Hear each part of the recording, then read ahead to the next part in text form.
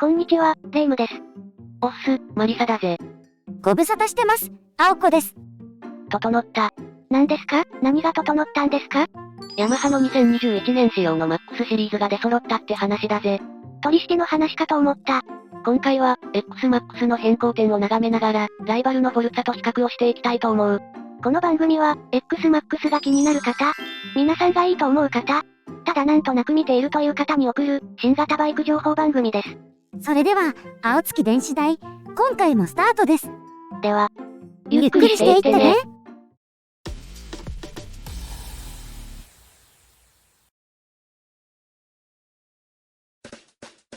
さて、今回の話の流れはこんな感じだレイム、よろしく頼む。1、XMAX って ?2、特徴と新旧変化点3、ライバル比較、です。それじゃ、始めるぜ。1、XMAX って、シリーズでビジュアルが統一されてて、排気量別で整理されてるモデルって、ヤマハは多いですよね。そうだな。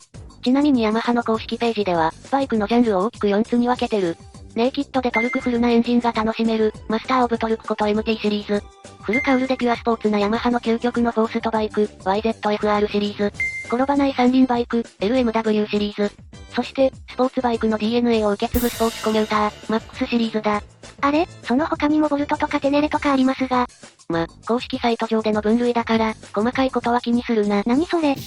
今回紹介する MAX シリーズはスポーツコミューターってジャンルで紹介してますね。どの辺がスポーツしてるんですか？それもこの後で話してくぜ。じゃまずは、XMAX のモデル構成を簡単に説明するぜ。まずは、エンジンの排気量違いで3種類のモデルが存在する。さらに海外では、エクステリアがゴージャスになるテックモデルが存在するぜ。残念ながら、国内にはテックモデルは導入されてませんね。まずは EU で 300cc が発表されて、その次に 125cc が発表された。そして今年3月に、ヤマハインドネシアが 250cc を発表したぜ。で、今回日本で発表されたのは、インドネシア仕様を国内仕様に仕立て直した XMAX250 だな。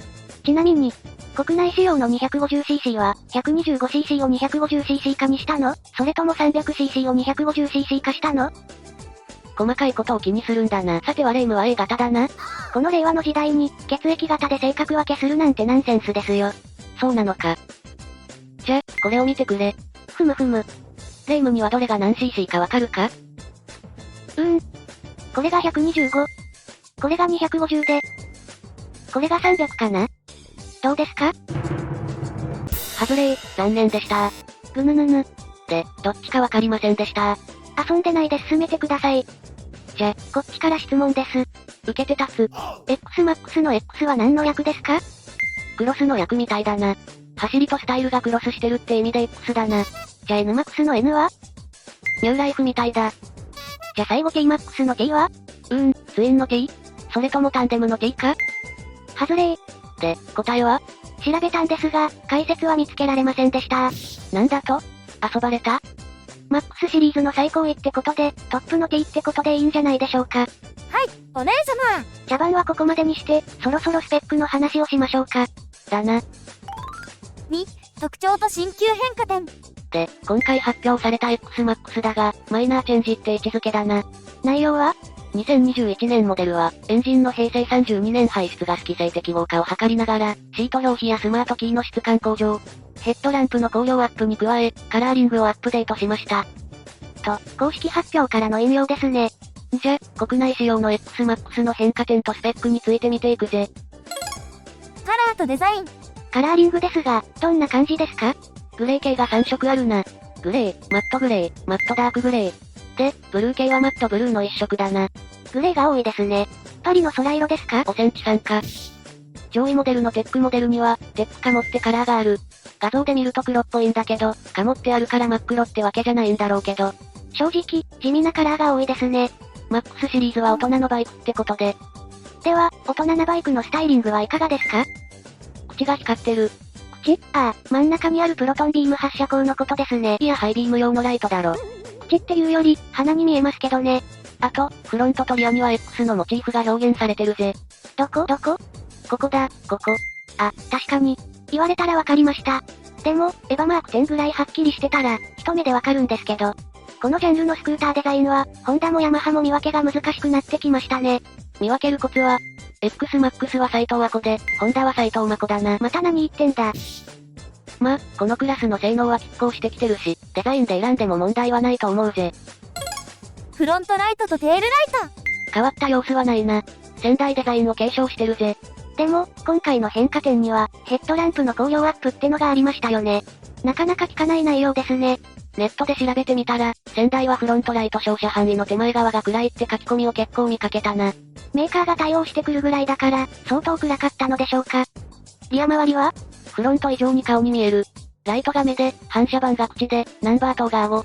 いや、そうじゃなくて、ここにも X の衣装があるんでしょ？そうなんだけど、もう顔にしか見えない。ちなみにその錯覚は、シミュラクラ現象って言うんですよ。3つの点が集まった図形を人の顔と見るようにプログラムされているという脳の働きがあるんです。ヤマハはバイクの印象をより残すために、錯覚を取り入れてるのかな？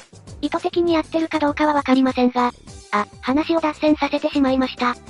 で、ポジションライトやテールライトは、最近流行りの動向タイプになってますね。最初は違和感あったけど、もうこれが当たり前に見えるな。普通のライトが古臭く見えるぜ。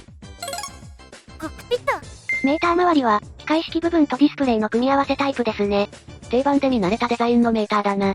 テックモデルになると、針の色とディスプレイのデザインが若干違ってる。ディスプレイ部分には燃料計、時計、バッテリー電圧、瞬間燃費などが表示されるぜ。ハンドルのスイッチで表示切り替えができるから便利ですね。フォルツァの方はディスプレイ部分はカラー液晶だから、高級感が出てるな。インテリ左右にあるフロントトランクには、手縫い風のパターンが成形されてますね。一瞬手縫いかって勘違いするやつだな。テックモデルだと、ここは生地で本物のステッチ入りだ。テックモデルは国内販売がないんだから、こうした高級感アップさせるインテリアパーツは、オプション販売してくれたらいいのにね。確かに。アクラポビッチのマフラーとかも。そうだそうだ。ヤマハはスクーターについては商売っ気がなさすぎだな。エンジン。今回のマイナーチェンジの目玉だな。平成32年排出ガス規制に適合したぜ。そして出力も向上？それは、まず燃費だが、先代が 34.5 キロ、新型は 33.8 キロだな。0.7 キロ下がってますね。でも、排ガス規制対応での出力ダウンを補うために、なんか策を講じてるんですよね。残念ながらエンジン仕様に変更はない。そうなんですか。このエンジンはブルーコア思想に基づいて開発されてて、VVA 可変バルブタイミング機構などの先進設計も採用されてる。だから元々のポテンシャルは高い。そこにさらに手を入れて上積みを集めても、コストアップするだけだろうし。これぐらいの低下は、許容範囲内ってことですかね。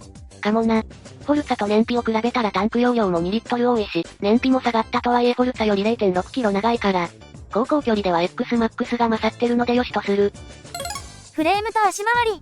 軽量化を図ったフレームとありますね。こちらは新設計なんでしょうか？いや、先代からの持ち越しだな。でも179キロの車重はホンダのフォルツァの186キロに比べて7キロ軽い。同クラスの中でも軽量だ。軽さは正義。足回りは？フロントはテレスコピック型の成立サスだな。これ、説明ではモーターサイクル型のサスペンションってありますが、どこが何が違うの？説明しよう。スクーターには、収納性やコストの面で、三つ股の形をしたフロントサスがよく使われてる。これだと、サスのストロークは短くなるし、途中で一本になってるから合成も低くなる。それに比べてモーターサイクル型は、サスペンションのストローク量や合成が確保できるぜ。マックスシリーズはスクーターだけど、こうした走りに影響する部分にこだわってる。軽量な車体や、リアサスの5段階プリロード調整可能、ってところですね。さよう。こういったところが、マックスシリーズをスポーツコミューターって呼ぶ理由だな。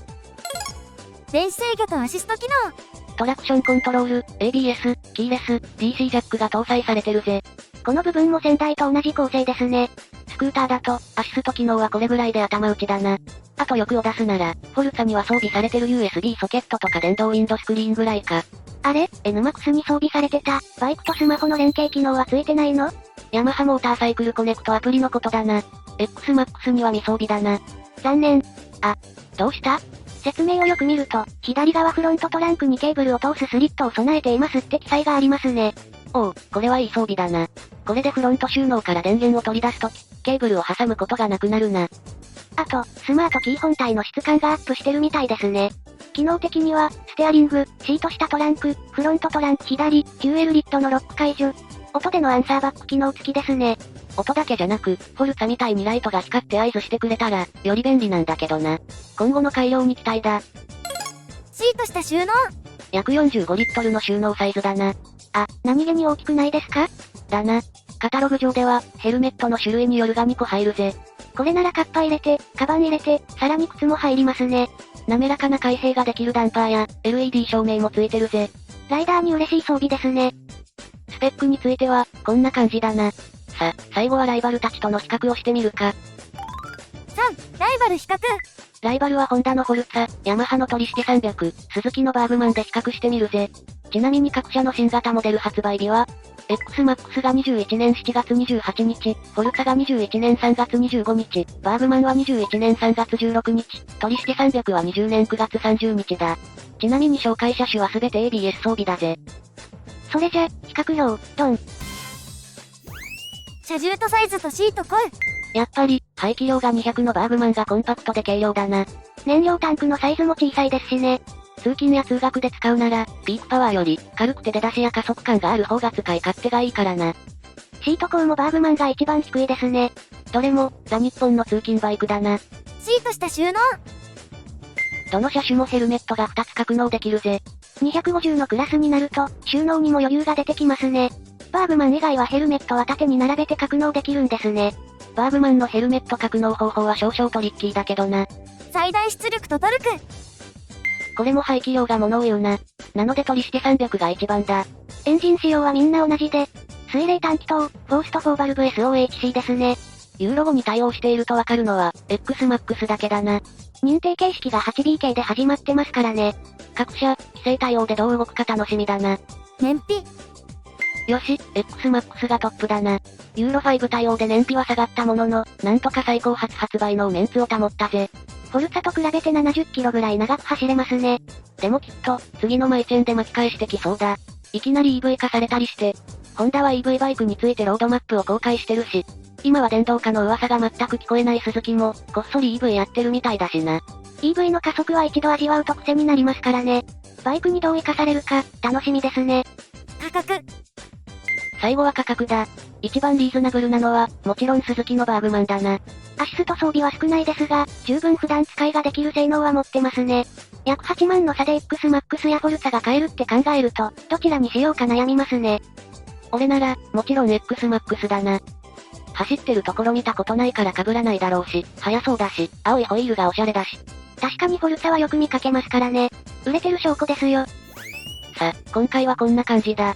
XMAX は7月28日発売で、価格は据え置きの65万4500円だぜ。今月は、XSR125、NMAX、XMAX とヤマハの新型紹介が連続しましたが、次はどのバイクが取り上げられるでしょうか？